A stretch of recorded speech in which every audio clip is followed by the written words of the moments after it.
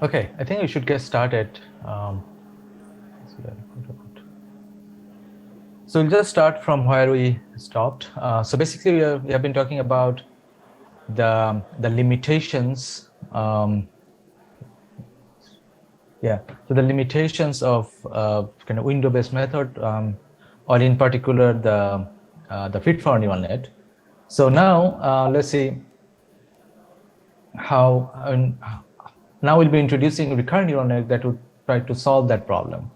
So again, the main idea here is that we'll be applying the same set of weights repetitively or recurrently. So that's why the name is recurrent neural network. So let's assume that we have the current input at time step 1, and we'll be constructing the hidden representation for that. So this part over here is again just like feed-forward neural net. Okay, so we have a weight here that combines this input and construct this hidden activations in the first layer. Okay, in the first time step.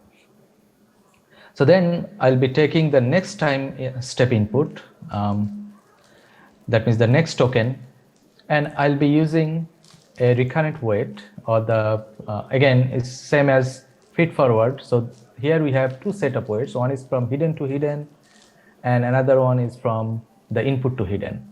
So we'll be repetitively using these two set of weights to compose.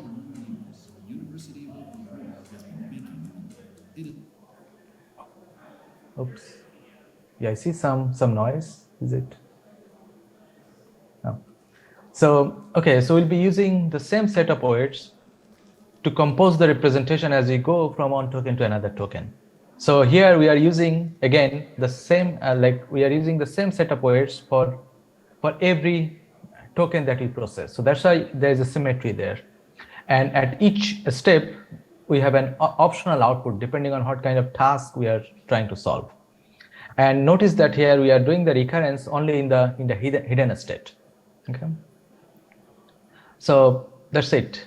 So now let's see how we can use this technique to do language modeling.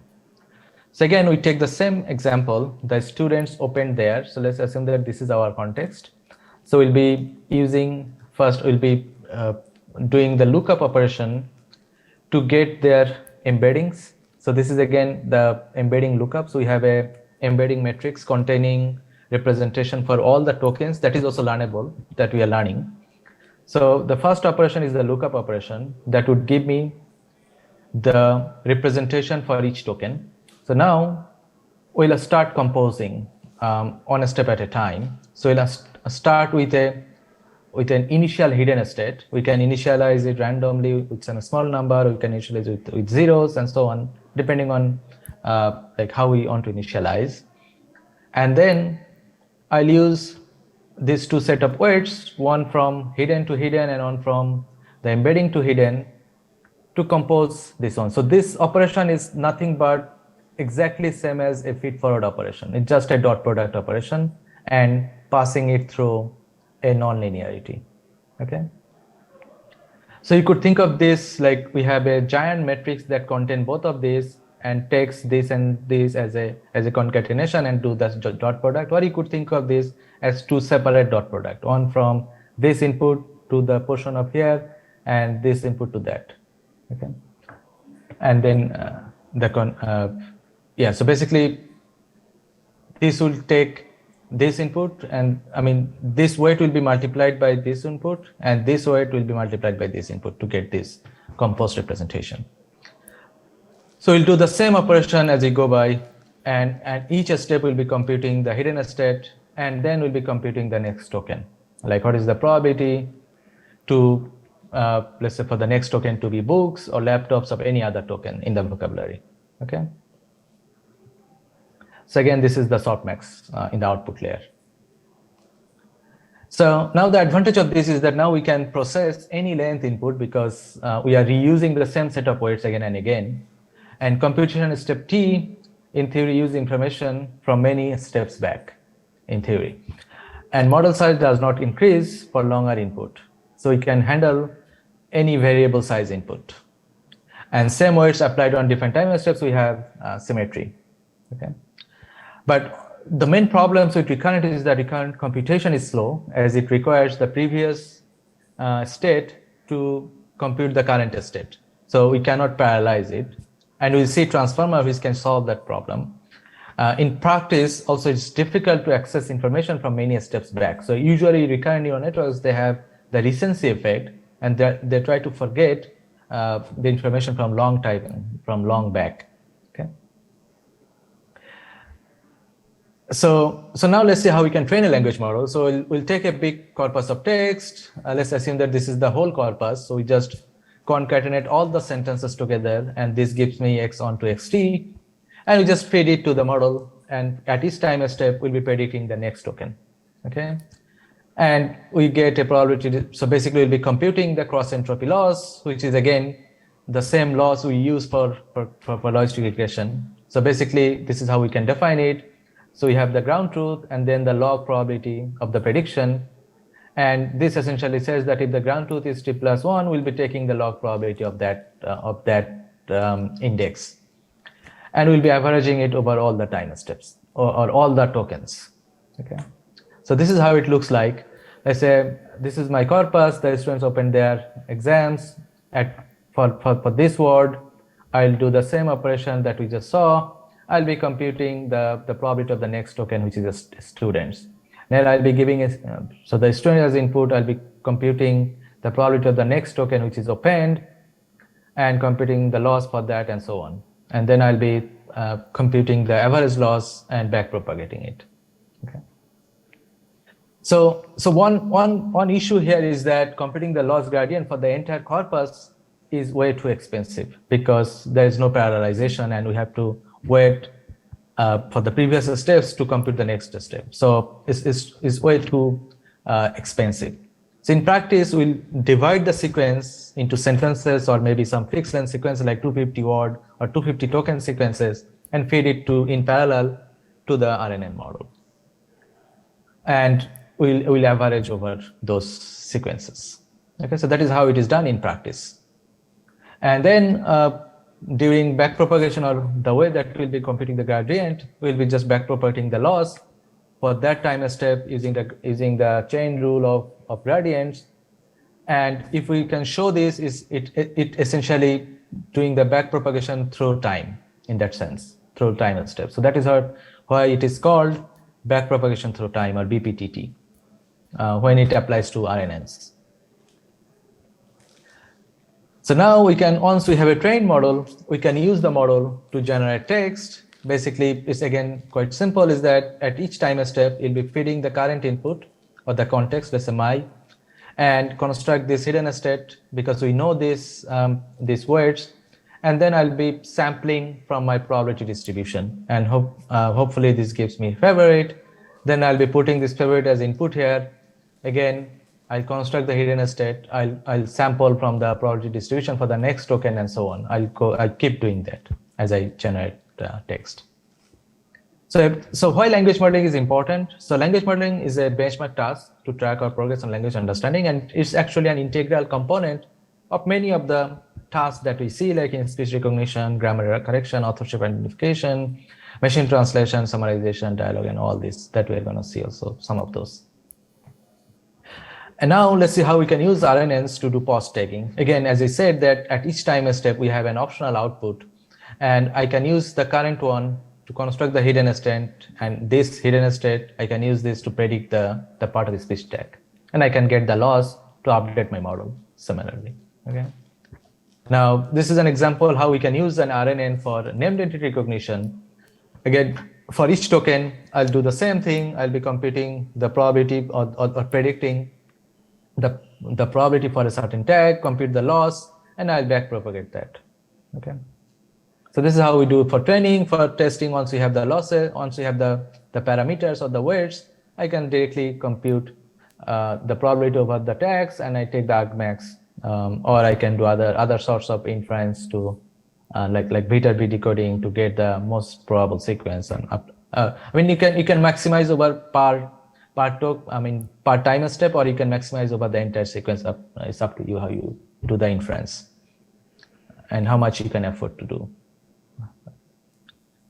So here's an example how we can use RNN for sequence classification. So let's say we are doing sentiment classification. And in this case, overall, I enjoyed the movie a lot. So basically, I'll be running my RNN to get or the compose the hidden states over all the tokens. Now I have the final state. Now I can take either only the final state as a summary of this, or I can take maybe an average of all the states, or maybe a max pooling of all of these states. So that's why we have different pooling operation that we can perform, and to construct the final state that goes to the prediction layer. Okay?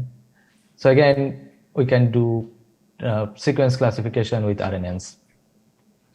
So now one problem when it comes to, let's say, sequence classification, let's think that if you're doing just one way RNN is like unidirectional left to right, we are composing the current state depending on the previous states, right? So let's take this example. The movie was terribly exciting. So the representation of this will only have information from the current token as well as only from the history. But this word here, exciting, is actually modifying or changing the meaning of this, or how we should take terribly in that sense. So from negative to positive. So it means that we should possibly also take into account the other direction. So that's why we could also define a backward RNN, like that goes from right to right. So we have a forward RNN just like before, and now we have another backward RNN that goes from right to left. So that composed from, let's say, future to the past. And now we can concatenate this and get the representation and feed it to the final prediction model. So we can define this as a forward RNN and backward RNN. They have their own set of weights, and we update them accordingly. Okay. So this is called bidirectional RNN. So bidirectional RNN, if you're using RNN, it should be sort of the default if your job is not language modeling, because in language modeling, you are not supposed to see the future. But if your job is sequence encoding, then that should be the default RNN-based method.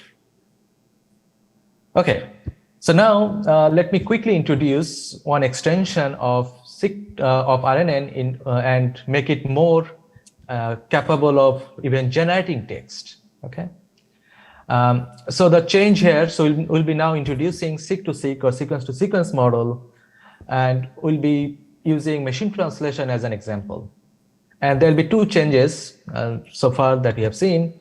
So we'll now see tasks that involve not only understanding or encoding, but also generation or decoding. Okay. And we'll put two models together now. So whatever we have seen, we'll now put two of them to do two different tasks. Okay, one is encoding and one is decoding. So that is also called encoder-decoder model or sequence-to-sequence model. So now let me quickly kind of introduce what is machine translation, and I think you all know. So it's a program or machine that can translate a text from one language to another language. And it's a classic test of language understanding that involves both language analysis and generation, because you need to understand the source and you need to generate the target. So here's an example for German to English, which says, I like natural language processing. And it has been considered as a flagship task in NLP, and actually Transformer, which is sort of changing everywhere now, was actually proposed for machine translation first. And now it's in everywhere, like in biology, in finance, in everywhere, or even economics and so on. So we have now a big empty niche just to motivate why we care about machine translation for both humanity and for commerce. We have big empty niche. Translation is now almost US $90 billion industry, huge need in Asia and Europe, and also from government, social, military, all they use machine translation. And also huge commercial needs. Google translates over 10 billion words, and all these companies, Google, Facebook, Amazon, even at Salesforce, we have our homegrown empty systems. So here's how the progress in machine translation has been so far. So this is how actually when NLP got started. So machine translation is how NLP got started back in 1954, where there's federal fund to build Russian to English machine translation system, mostly motivated by the Cold War. And then initial systems are mostly kind of rule-based. You'll be writing rules to translate from one language to another language. And then that was superseded by statistical machine translation system, which are mostly probabilistic models. You'll be using EM algorithm to build translation, like alignment models, and then you'll be putting them together with a hidden Markov model or maybe other kinds of probabilistic models. And now, since 2014, it has been replaced by neural machine translation, and that is what we are going, that is what we are going to see. And I mean, you have probably seen this kind of claims from these big companies like Microsoft, Google, and others. They claim that they achieve actually human parity in machine learning in 2018 with neural machine translation. But just a note here, it's only true in a very controlled setup when it comes to translating news articles, which has a quite kind of defined format. So now we are going to see like the new paradigm of machine translation, and this is actually the main paradigm now, which is neural machine translation. And the motto here is that we'll be using one network to do everything, both translation modeling, both language modeling in the translation task. So machine translation with a single model. Here we'll be putting two models, one encoder and one decoder, and we'll be using the distributed representation robots, and we'll be training it end to end. And it would allow us to also do a larger context, even longer than sentences. So here's how it works. So let's say we have the source sentence, il a entarte in probably French, and we want to translate it into English like he hit me with a pie. So this is my source sentence and this is my target sentence, okay? And I'll be, just like whatever we have seen so far, I'll be using an encoder RNN to encode as a sequence encoder. Just like assume that you are doing sentiment analysis, you'll be encoding that, okay? And then use that final representation as input to the decoder. And now the decoder is another RNN which will just act as a language model. And we have already seen RNN as a language model. And we have already defined this, that it will take the current token and will try to predict the next token. Okay. And it will just do in an autoregressive way. So current token, it takes whatever it generated one and will predict the next one and so on. Okay. So this is how a sequence to sequence model works. So on encoder, on model, on RNN, in this case, will encode the source, and another RNN will take that encoded representation and start to act as a language modeler. Will predict the next token one time at a time, and will generate the target text. Okay. So basically, sequence to sequence or machine translation model is nothing but a conditional language model, which is conditioned on the encoding of the source representation. Okay. So again, it's the same thing. Now, the only difference here is that each of these prediction of the language model is now conditioned on the encoding of the source. Okay. So that's the only thing, but it's just a language model or a conditional language model, so to say. So now let's see if there is any question at this point.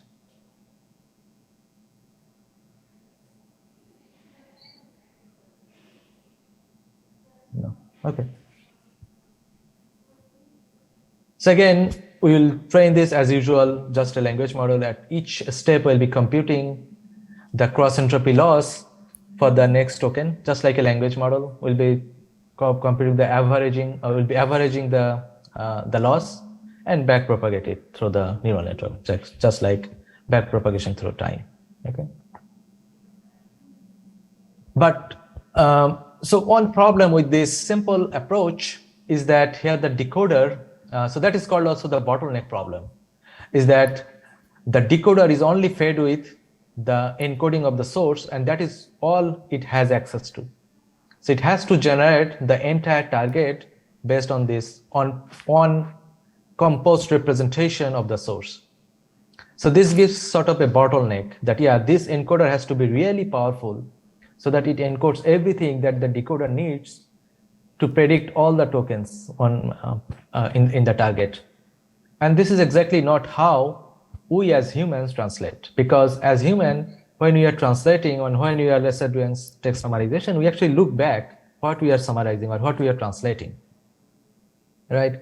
So somehow this model has that bottleneck problem, that it puts all the burden to this encoder, and if the encoder is not powerful, then the decoder cannot do much.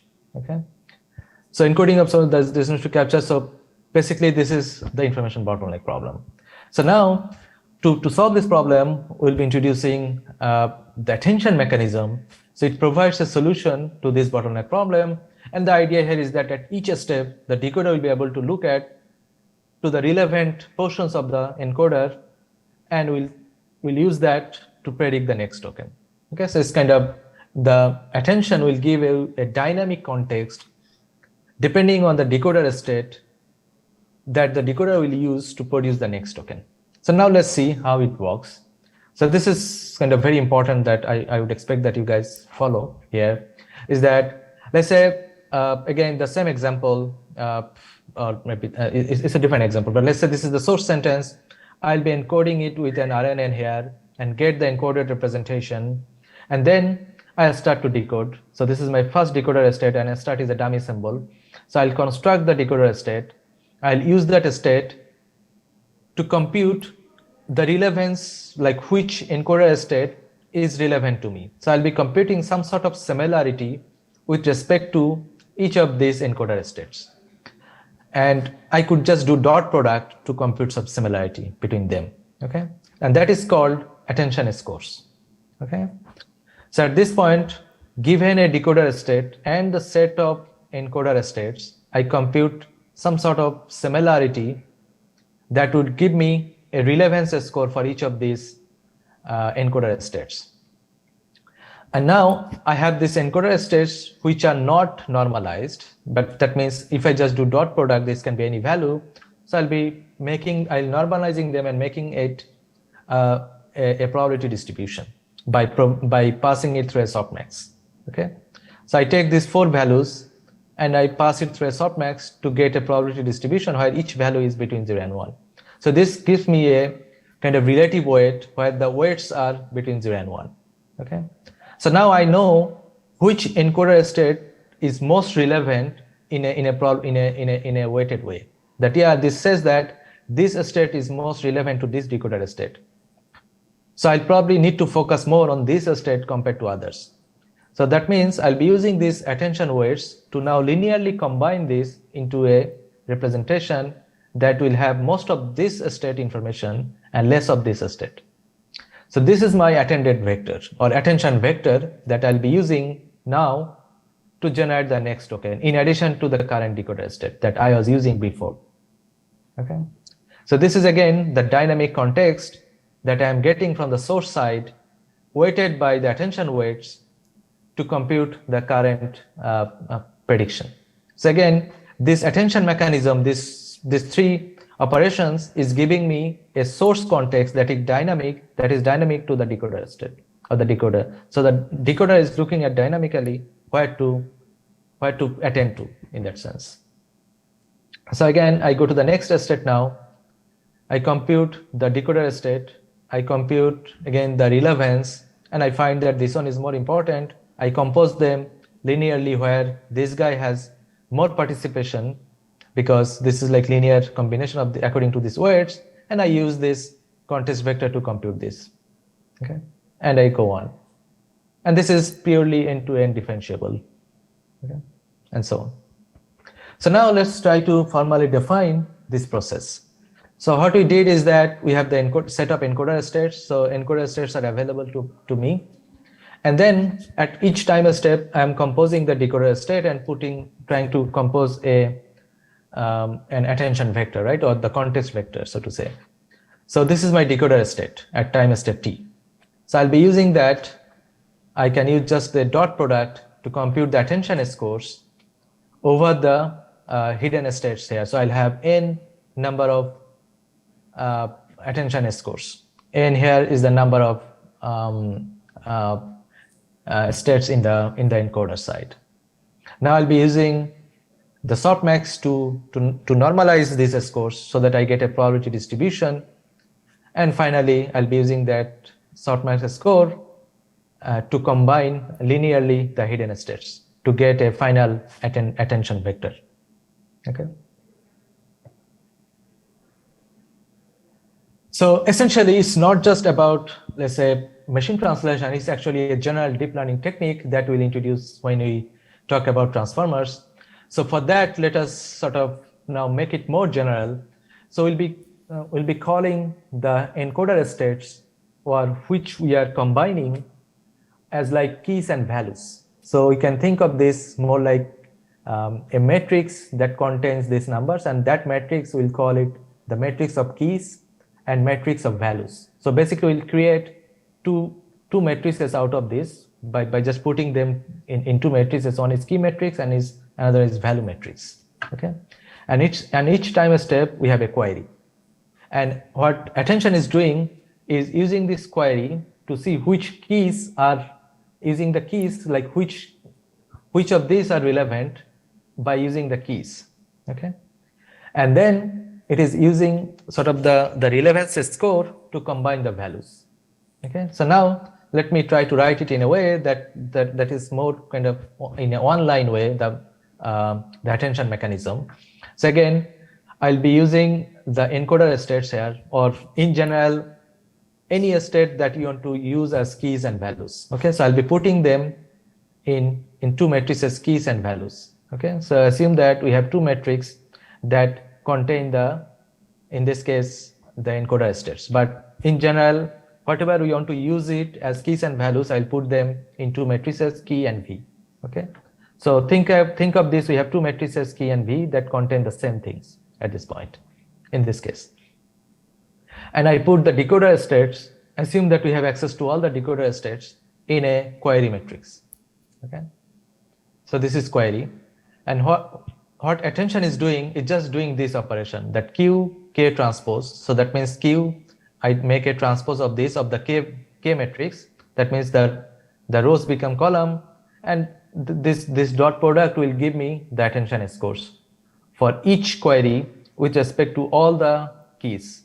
Okay, and then this sign over here, S here, is basically softmax, that is giving me the normalized values or the probability distribution over the hidden states here, or the keys, or the items here.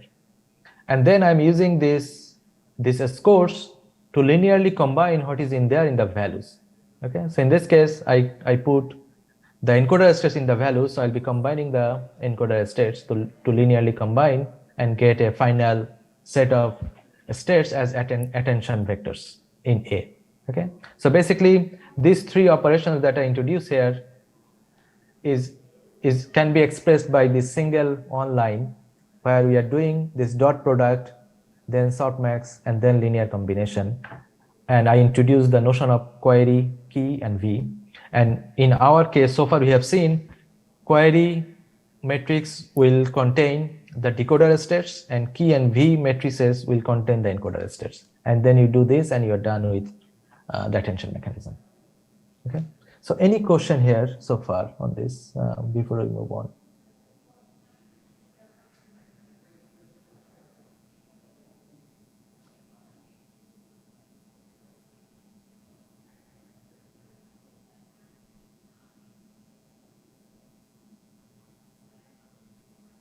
Okay, so I think I should move on. So I think we are supposed to take a break at this point, but yeah, let me quickly now again go over the main thing, which is transformers. So now why we need a new model? What is the problem with RNNs, which used to be the workhorse for deep learning based NLP? So the main issues with RNN is that the sequential computation, it inhibits parallelization because it depends on the previous state. The current state in a single layer, the current state depends on the previous state. So unless I have the previous, I cannot compute the current state. So you cannot parallelize it over multiple GPUs or TPUs. And there is no explicit modeling of long and short range dependencies. So basically you'll be combining them sequentially as it comes in the time series. And not many hierarchy of features. So in the traditional NLP applications in machine translation, even the RNNs, they used to have only 4 layers of RNN layers. Because it's kind of expensive, so we could not afford to have many layers, and also increasing the layers did not even work favorably in that sense. So RNNs are somehow a bit wasteful. So the main idea of transformers is why not to use attentions, not just to focus, but also as a representation learning method. Okay. So attention has been used from, let's say, between encoder and decoder, and that turned out to be quite crucial in NMT. So the main idea here is in like, why not use attention for representations? So that is what we are going to do with self-attentions. Again, we have all the ingredients now to understand self-attentions. So what it means is that we have a sentence like this, and we'll be, rather than putting attention from decoder to encoder, we'll be self-attending them. So what it means is that, let's we have this sentence, let's represent this sentence, we get their word embeddings by looking up the word embedding matrix. Now we have, let's say, the representation for each of these words. Now what I'm going to do, I'll put the query, key, and value that will populate with each of these. So basically, QKV will contain the replica, all this, each of the Q, K, and V will contain these 4 matrices. Okay.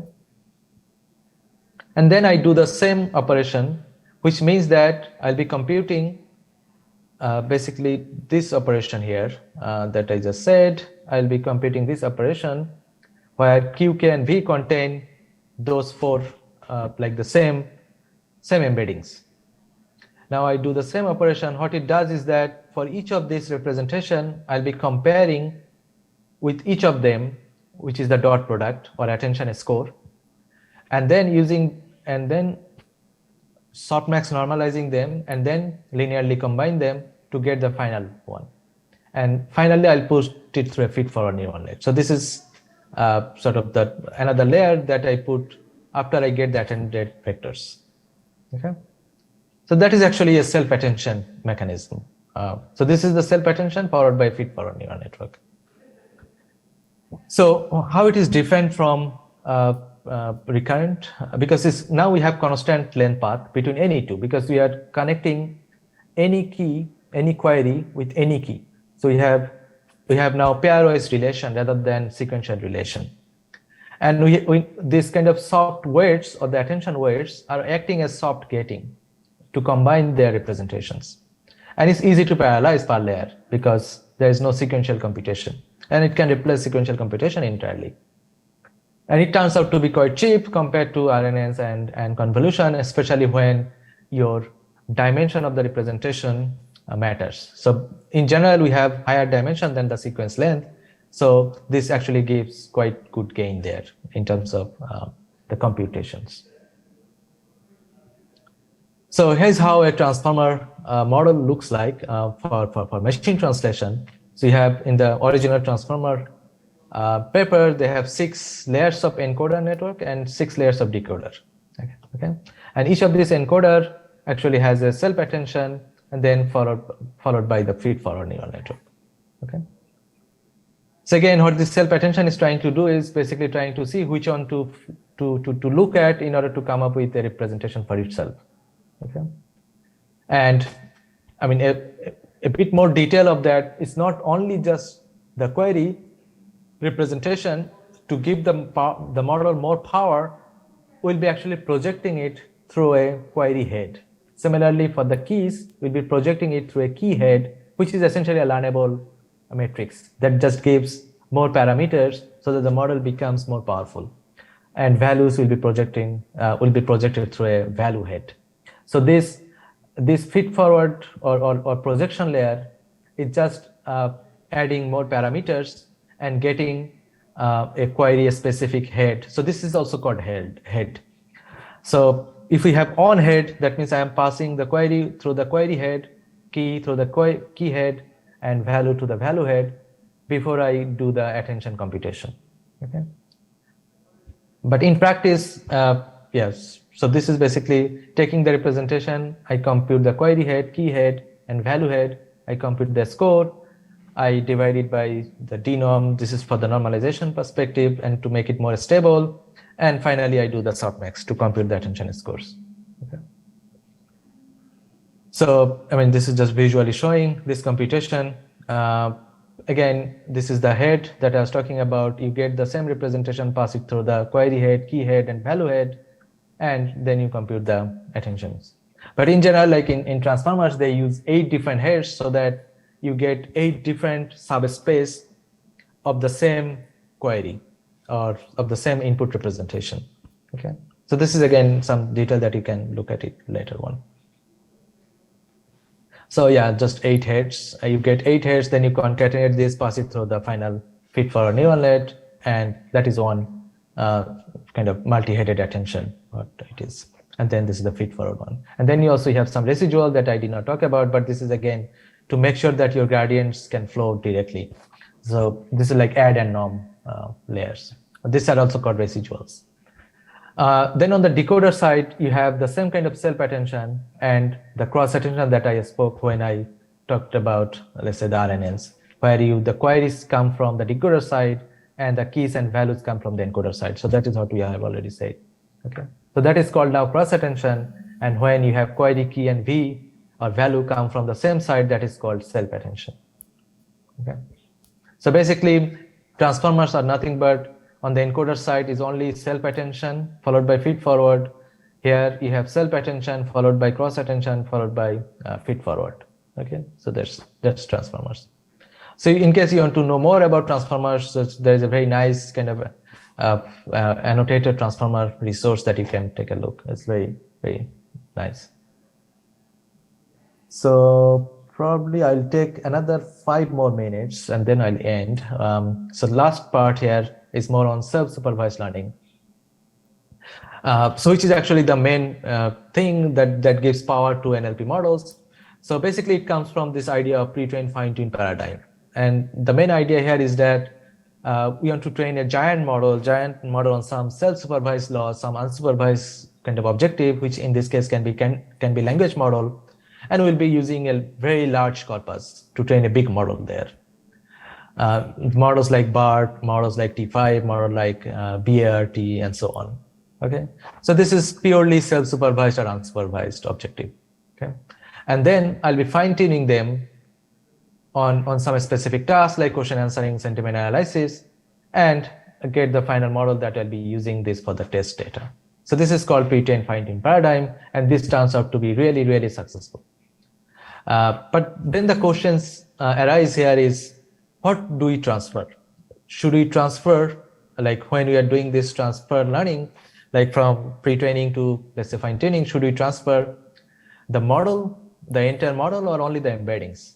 Okay, and then what do we pre-train? What kind of objective we should use? So we said that language modeling, should we use, like what kind of component we should pre-train? Is it the encoder kind of model, or is it decoder kind of model, like a language model kind of model, or is it the encoder kind of model, or should we pre-train encoder decoder kind of model?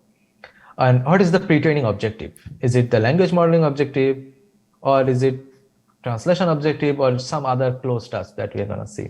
Okay, so these are the 3 different variations where all the different pre-trained fine-tuned paradigm models they differ.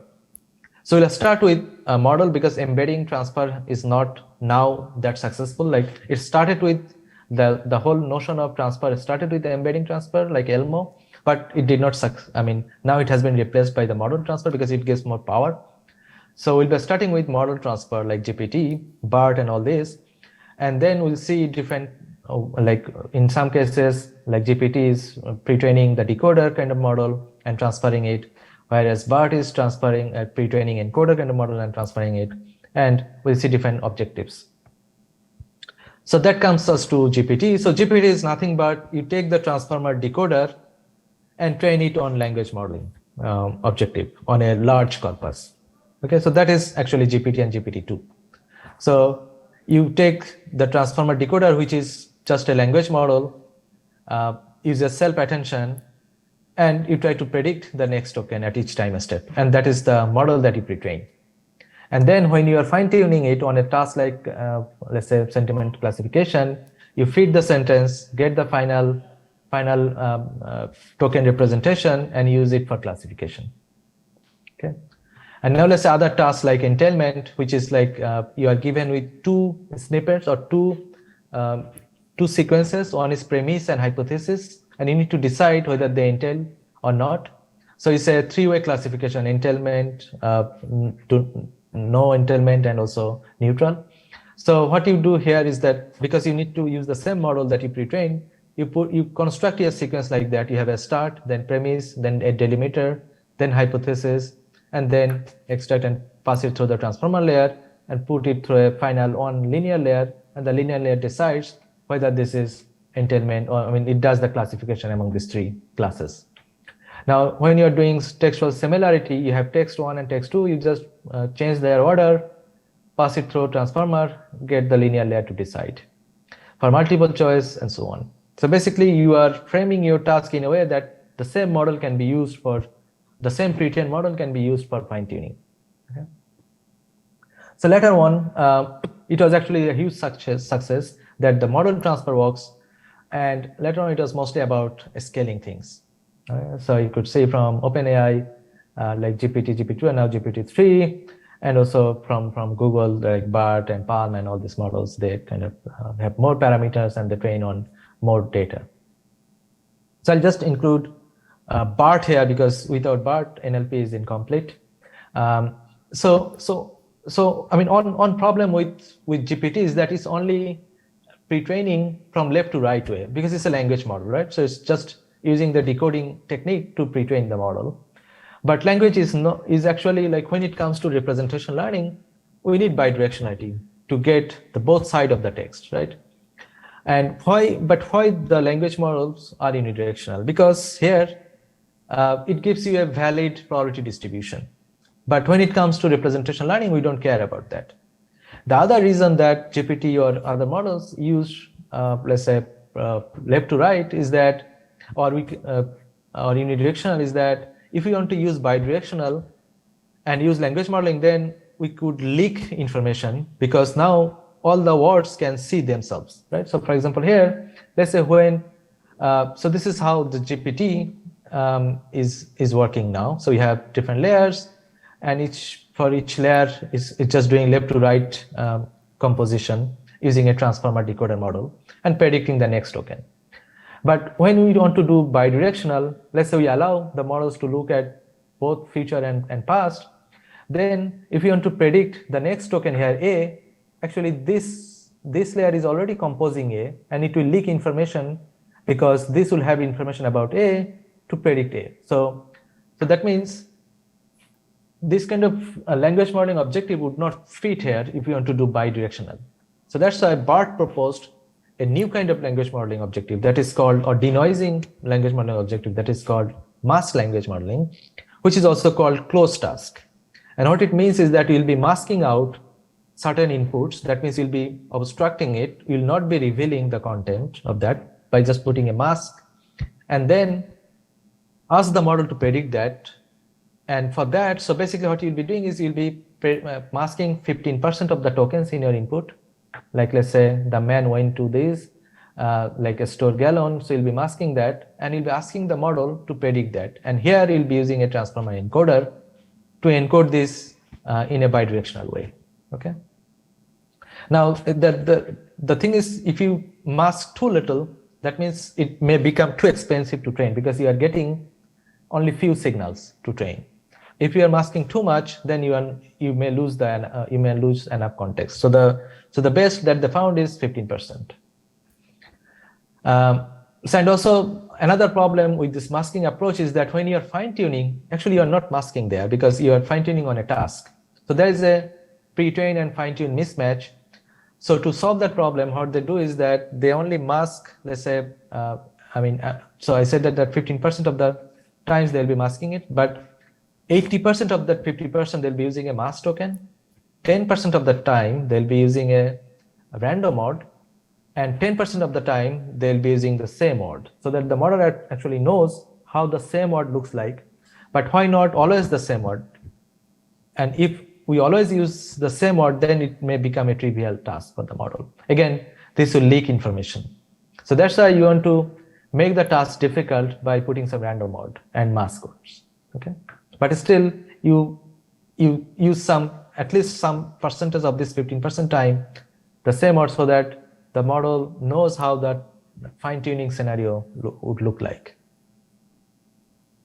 So here's sort of the BART input look like is, so you have the input like this: my dog is cute, he likes playing.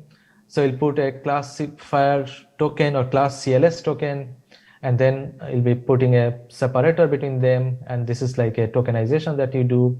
You do the token embeddings, then you have the segment embeddings since you have two embeddings, and then you have a learnable positional embedding for each of these. Because transformer is order invariant, I mean the attention is order invariant, so you also need some positional embedding that I did not talk about because of time limitation, and that is sort of the input to the transformer model, and then you do 6 layers or 12 layers up to you.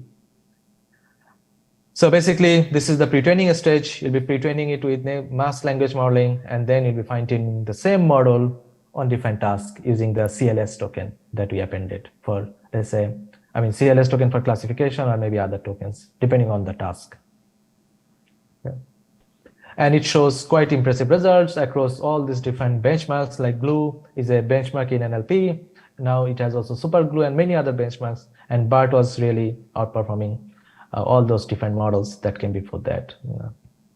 On NER also it performed quite significantly better than the other ones, even though there is no task-specific engineering on this task. And on question answering, it was even on a scored 1.1, which is machine reading comprehension task. It was even outperforming the human, like humans on that task.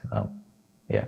But one thing is that the size matters. The more parameters you have, the better performance you get. So I think so that's why we see now explosion of models with larger and larger size, even at billions now, 170 or even trillions at some point.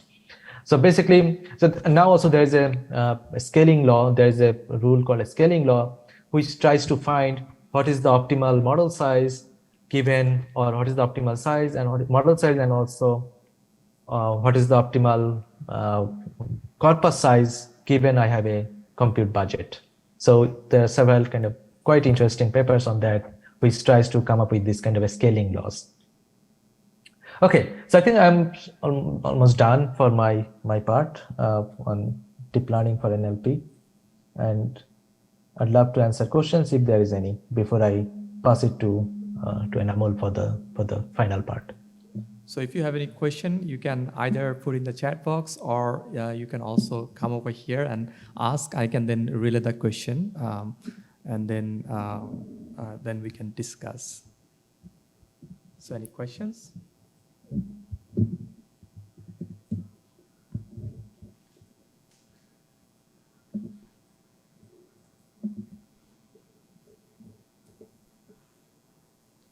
Okay. At any time, if you have questions, just raise your hand, and we'll be happy to answer.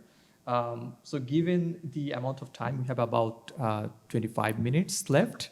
So what I'm going to plan to do is just go over some of the case studies, couple of case studies that illustrate how we can take these deep learning models for natural language processing and apply it on various visualization tasks.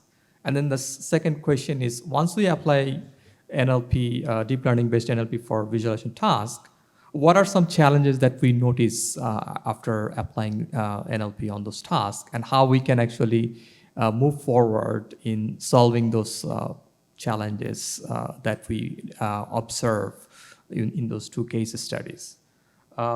So given the amount of time, I'm gonna just cover a couple of case studies.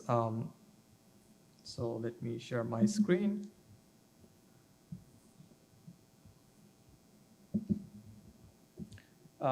Yeah, so a couple of applications that I want to share just to illustrate how you could possibly apply these deep learning models for NLP, and then we're going to talk about what are some future challenges and research opportunities given what we have seen in those case studies. So let me skip through, given the amount of time. I'm going to just move to one application here. So the first case study that I want to talk about is chart question answering. So here, the idea is that you have a question about a chart, and your goal is to answer this question about chart. Is it moving automatically? So that's the main idea of chart question answering. And recently, we have worked on this problem by creating a benchmark data set where we have actually created a large data set of charts and their corresponding question answer pairs, and then try to solve this problem with this particular model. So here, as you can see, you have a chart as input. So this is the chart, and the chart is in image format. So then additional challenge is how do you extract the data out of this image chart? So that's the computer vision challenge part. And then the next goal is out of this chart, you want to automatically extract the underlying data table because the chart is in image format, so we don't have access to the underlying data table. Once we have that, then we take the data table as input to our question answering model, and then we also take the image features from the input chart image as additional input. So we have both image feature input as well as the data table as input. And then we also have the question, which is how many people were very worried than enthusiastic, and then the answer is 7%. Now, in order to extract the data, we apply a method that automatically extract the data out of the chart. And then we apply these multiple models.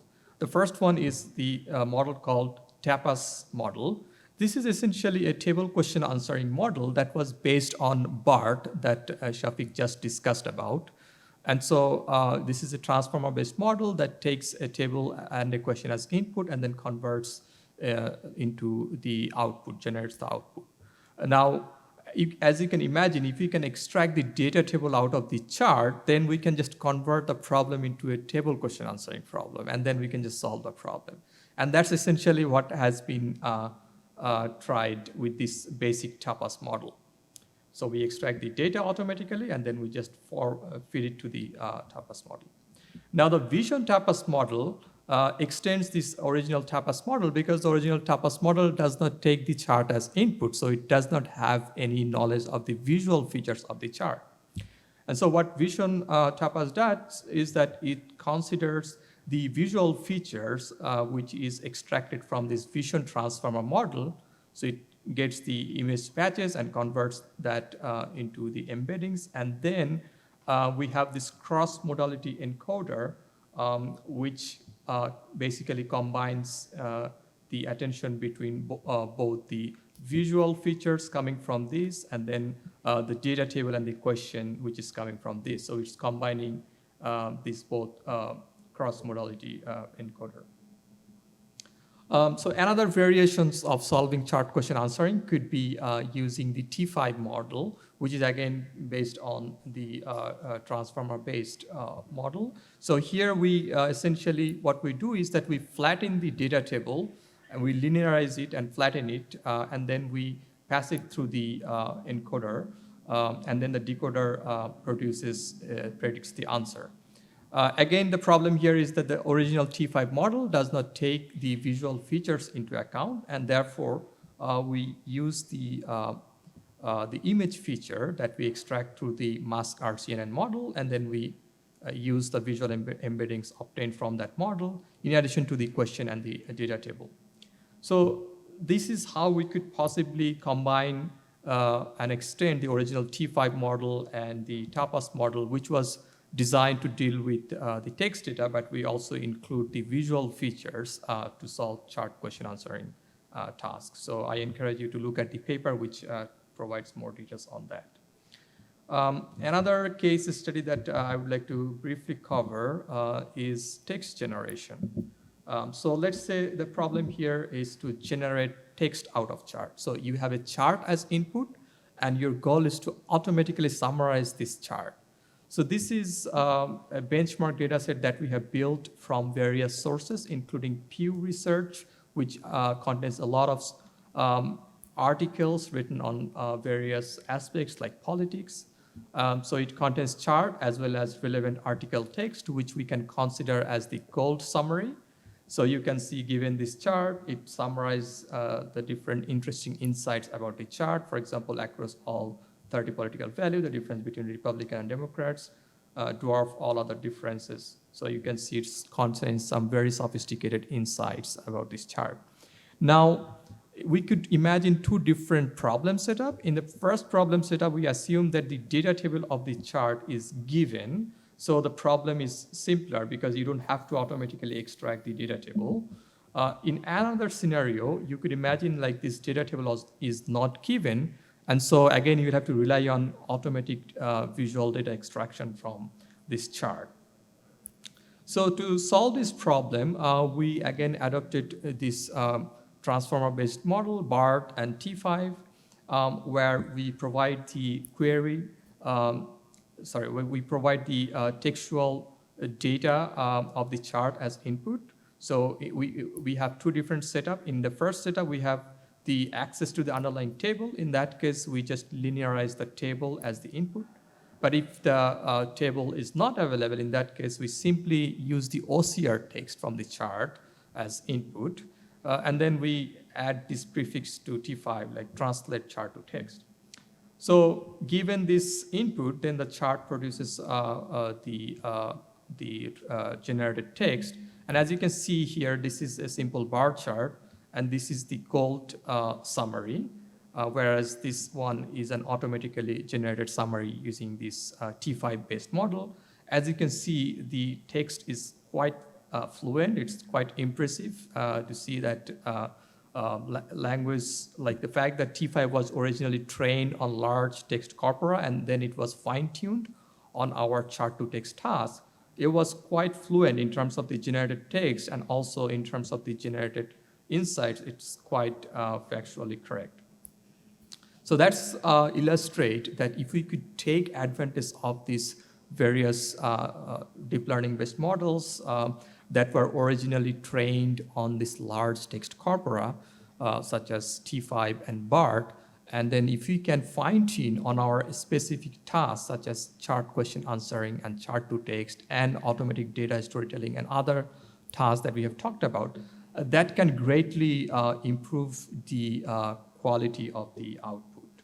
So that's kind of the sneak peek of what deep learning based models can do for various visualization related tasks. Now, given the remaining few minutes, I would like to just cover some of the challenges that we have learned while applying all these different techniques. So the first challenges that we have found is that as we know that natural language is quite rich and there are a lot of ambiguities, and often to solve this task, there is complex reasoning that is required. And also sometimes charts that appear in image format, so you need to apply computer vision techniques. So that makes the task very interdisciplinary. You need to have combined knowledge from computer vision to natural language processing to INFOVIS and ACI. So it's really quite a challenging task to combine all these different areas in a synergistic way.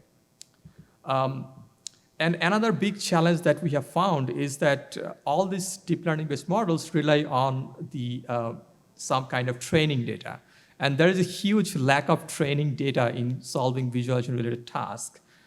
So we really need to have larger-scale real-world benchmark data sets for solving various tasks, whether that is question answering with charts, whether that is summarizing a chart or other visual text analytics tasks.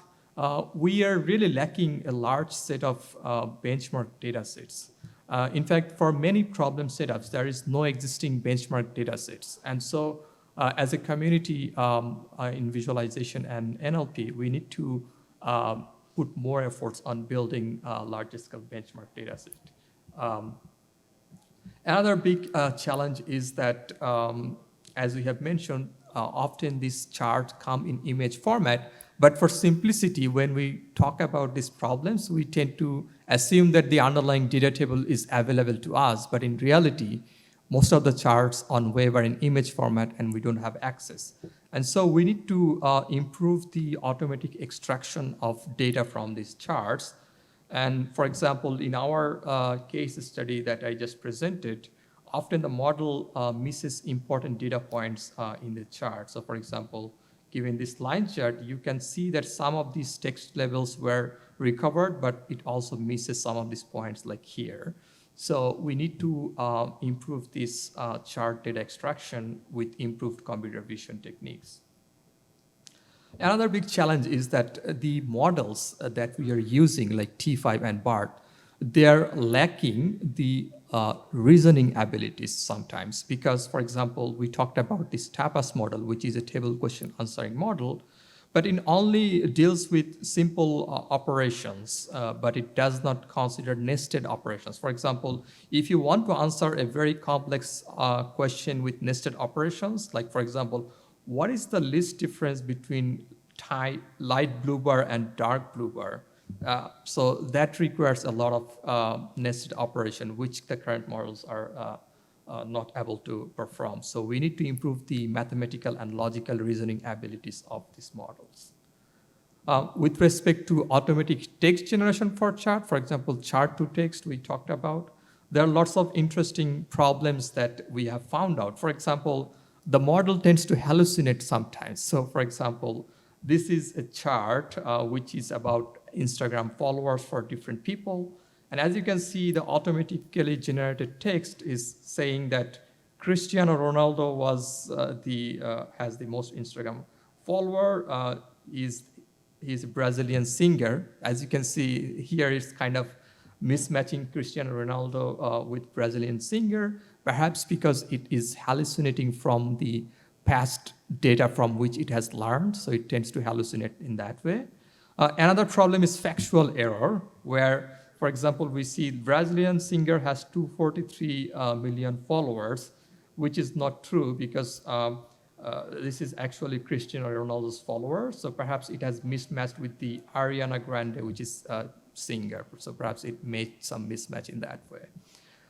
Another issue is that sometimes it has lacks in terms of perceptual and reasoning aspects, and as we have mentioned, that these models are not built for reasoning aspects. So perhaps we need to improve these reasoning abilities of these models by additional fine-tuning objectives that help the model to learn how to reason about charts.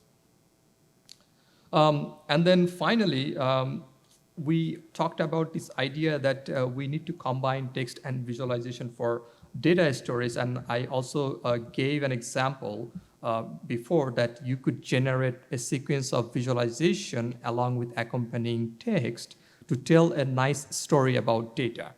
And the problem here is that so far we have only generating some simple facts as statistics, but haven't really managed to generate very complex insights in those example research that I just shown. And so in this context, can we build more interactive application where maybe you are a visualization author and you're trying to build a visualization story? Maybe the model can automatically suggest you some text like, hey, you just missed this interesting insight in your story. Maybe you want to put this in your story. So in that way, it could become some kind of human in the loop where you have this system that is reading the text from author and then it's suggesting additional text that the authors might have missed. So more human in the loop computation, more synergies between the interface and the machine could benefit to solve these problems. And then last but not the least, we talked about the chart accessibility, and the last couple of years we are started to seeing a lot of papers around chart accessibility.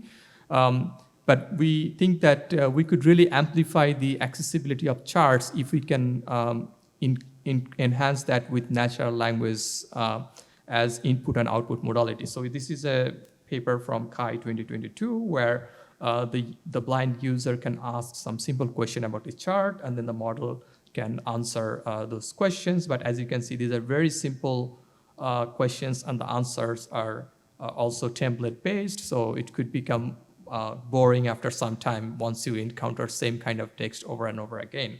So perhaps we need to do more studies on understanding how blind users or other people who need different kind of accessibilities would ask questions about charts, would want to see what kind of answers they want to get from charts. So more user studies are required in this domain.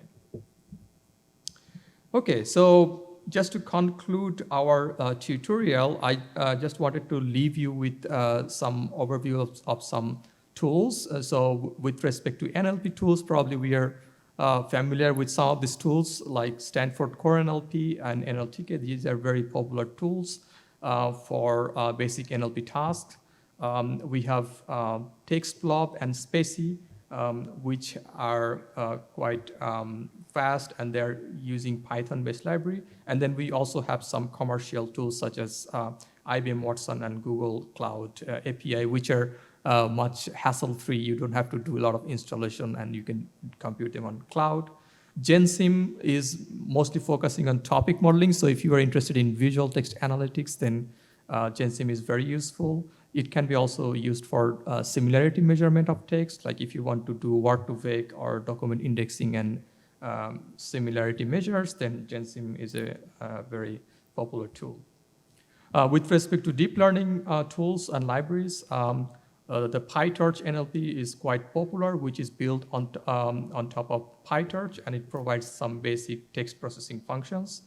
Hugging Face hosts a lot of pre-trained models, some of which have been talked today. And so you can get all sorts of models, pre-trained models, datasets, and metrics over there. TensorFlow, we know that this is written in C++ and CUDA and provide an interface for language like Python and Java. Theano is another Python library focusing more on mathematical operation, including multidimensional array. And then Keras is built on top of TensorFlow or Theano. You can use it as a high-level neural network API to run on top of either TensorFlow or Theano. To end the tutorial, we have some suggested readings. Obviously, this is not comprehensive, but if you want to start some research on visual text analytics, here are some couple of survey papers to start with. If you are interested in natural language interface, there are also some couple of survey papers on that. There are also some textbooks, which we have provided links, and you can go to this website, NLP4Vis, and all the slides that we have here are posted over there. So you can even click on these links and get the corresponding resources from there. So with that, thanks so much for your attention, and we have still 5 more minutes to take any questions. So any questions or comments or how we could possibly improve this tutorial, any open-ended discussion, I would welcome you to come over here and ask here, or you could just type in and we can have a look at those chats. Go ahead, Sifat. Do you want to come over here? I think this microphone probably works if you want to come over.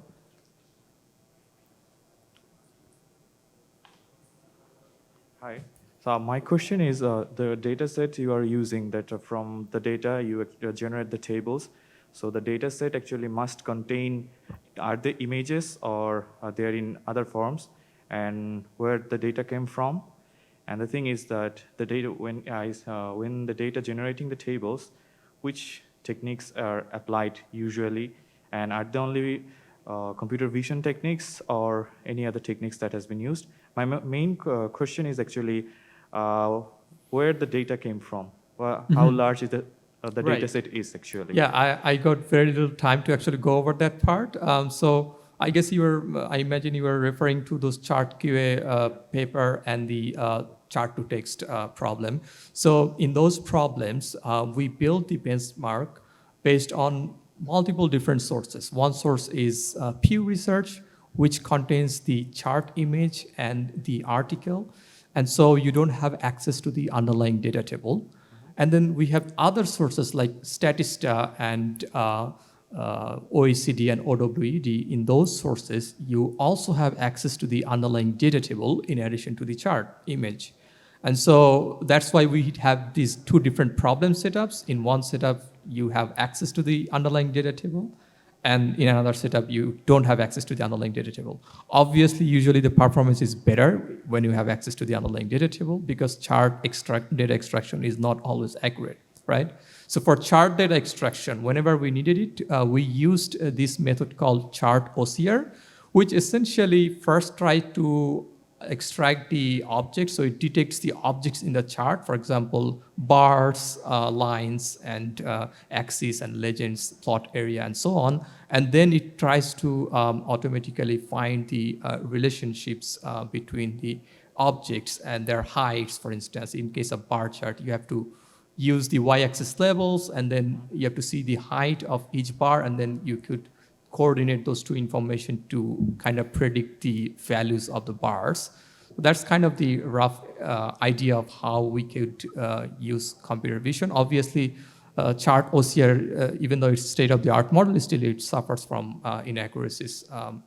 So that's kind of how we did the chart data extraction. And I guess in terms of source, I already mentioned what are the different sources from which we have built this benchmark data set.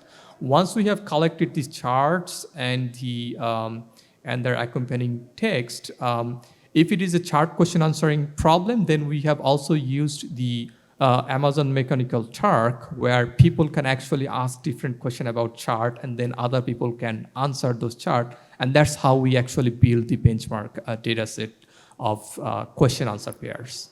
So hope that answered the question. Yeah, thank you. And the next question is that the table you're generating, are they always a single attribute, or they can have multiple attributes? Right, that's a good question. So far we have focused on different variations of bar charts and line charts, which could contain like single series line or even multi-series line.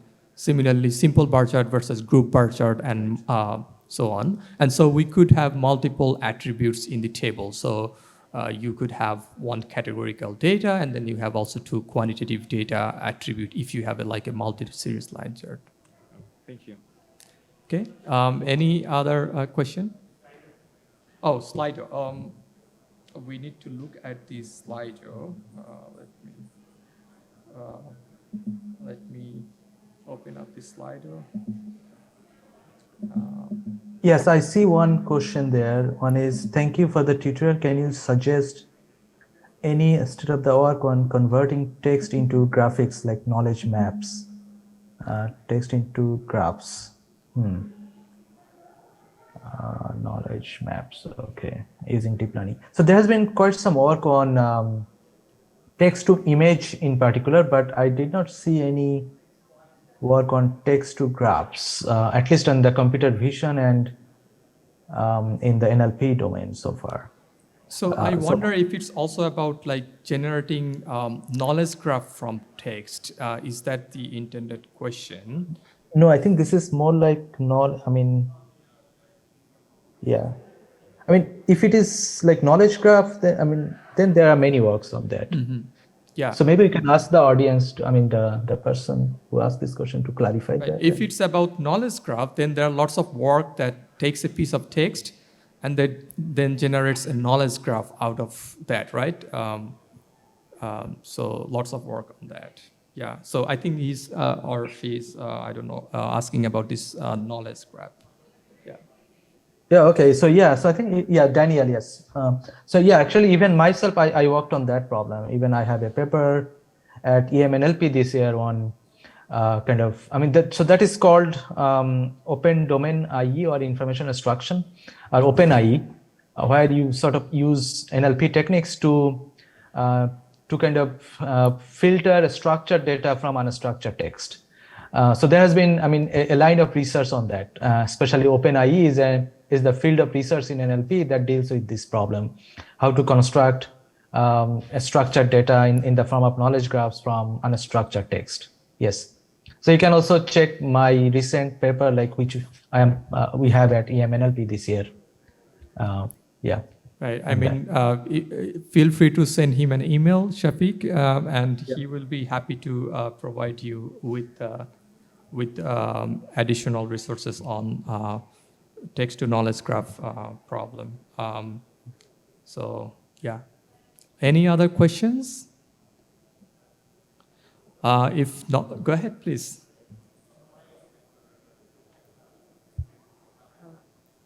So I wanted to ask, do you think that these models for interpreting graphs in translating them into text could also be used to like identify misleading graphs? Because I mean, we mostly work in a scientific context, but in the real world, like on newspaper, you often find graphs that are misleading for various reasons. Right. That's a very good question. In fact, I believe I have seen a paper in this CHI conference where they were, I think, trying to detect the misleading chart and then explaining to the user that this is misleading. But I think if you want, you can do it based on some simple rules. That's one possibility. Like you see if the axis is truncated, for instance, truncated axis could mislead to people. Changing the aspect ratio somehow, that can also mislead the people. So you could try some heuristic approach to automatically detect that. And then you could use some kind of template-based approach where you, based on the detected problem, you try to generate a text automatically that explains that in this chart, the way it was deceptive is because it has changed it has this truncated axis. And maybe you could even have some kind of dynamic way to restyle the chart where you change this original chart and then transfer into the more appropriate chart that is not deceptive, right? However, I think there are many other subtle forms of deception that are very hard to actually recognize. For example, in various news sites like New York Times and Wall Street Journal, they use various other subtle form of like styles to have those deception. And so perhaps if you want to be more accurate and move beyond heuristic approach, probably you need to have annotations and build a benchmark data set. And once you do that, then simply you could try out some of these deep learning models as a classification. Perhaps it could be a classification model that then predicts the nature of the deception. And then you could also have annotated text from real human from which you could learn how to explain a deception. Yeah.